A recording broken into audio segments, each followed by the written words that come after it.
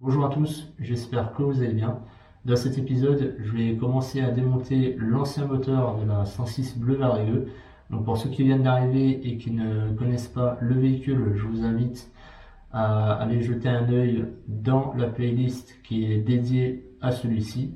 Je vous mets le lien de celle-ci en fiche en haut à droite de l'écran. Donc les go, c'est parti!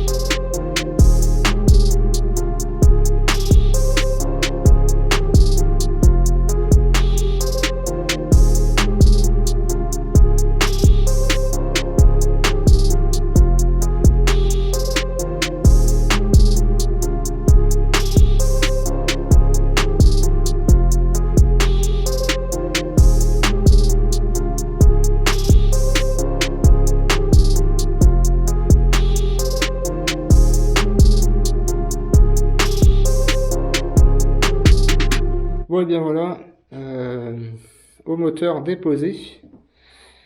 Donc la culasse, elle est plutôt saine.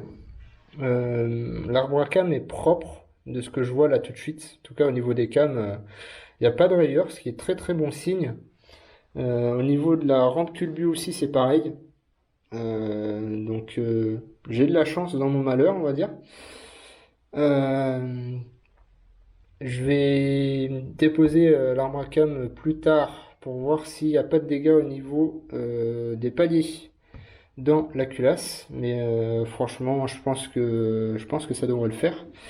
Ça devrait être bon. Au niveau des chambres de combustion, ben, c'est propre, hein. C'est propre. Bon, forcément il y a des résidus de combustion, mais sinon c'est propre. Voilà, j'avais bien bossé quand j'ai changé le joint de culasse la dernière fois, parce que oui, sur ce moteur-là, j'avais changé le joint de culasse. Au niveau du bloc moteur ou bloc cylindre, c'est comme vous voulez, j'ai ces 3 cylindres-ci qui sont corrects et ce cylindre-ci qui est abîmé au niveau du bas. Donc je vais vous montrer ça. Hop là.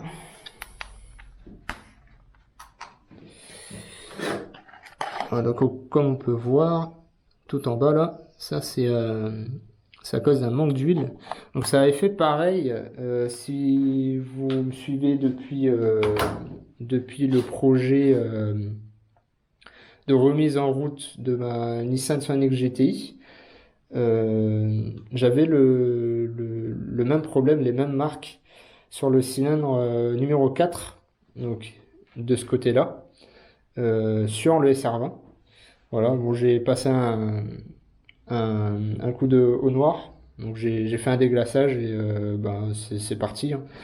Voilà, donc ça c'est pas méchant. Par contre, je sens une petite rayure là tout au fond. Maintenant, à voir si dans le bas moteur il y a pas de dégâts. Je pense pas personnellement vu comment c'est propre au niveau du haut moteur. Mais bon, on sait jamais. On sait jamais, donc va falloir que je démonte ça pour voir. Et sinon, bah, il tourne plutôt bien. Donc à voir, bah, prochaine vidéo, ça va être le démontage du vilebrequin et des ensembles bielle piston et des chemises. Parce que ici, bah, c'est des chemises humides, donc je pourrais les déposer. Franchement, je suis plutôt content qu'il soit propre. Bien sûr, là, je dis il est propre, il est propre, il est propre. Ça se peut quand je vais démonter le bas moteur, le vilebrequin il est banané. Mais enfin bref, j'ai espoir que ce soit correct. Voilà. Sinon, bah, dans le haut moteur, hein, voilà ce qu'il y avait, hein. Il y avait de la mayonnaise, de la bonne grosse mayonnaise, et quand on enlève cette tôle là, bah, dessous c'est plein de maillots. Pour ceux qui me suivent sur Instagram, vous avez bien vu comment c'était quand j'avais déposé le couvre-culasse bah, avant de changer le moteur. Le volant moteur il est plutôt propre aussi, il est pas bleuit. Il doit certainement avoir des défauts de planéité, mais je verrai pour le faire rectifier auprès d'un usineur, un vrai usineur. Je vais essayer de chercher vraiment de fond en comble un usineur qui sache travailler, qui connaisse son métier sur le bout des doigts. Mais bon, après pour un volant moteur, ça va, ça demande pas non plus une précision au poil de cul comme sur un cylindre, un bloc moteur ou une culasse. Donc bon, même si c'est légèrement voilé, bon, je m'en fous un peu, on va dire. Voilà, voilà. Ben, j'espère que cette vidéo vous a plu. Si c'est le cas, ben, n'hésitez pas à laisser un petit pouce bleu. N'hésitez pas aussi à vous abonner si vous ne l'êtes pas encore. Et activer la cloche de notification pour ne pas manquer la suite de cette série de vidéos. Et bien sûr, ben, pour ne pas manquer non plus les vidéos qui sortent sur la chaîne, hein, tout simplement.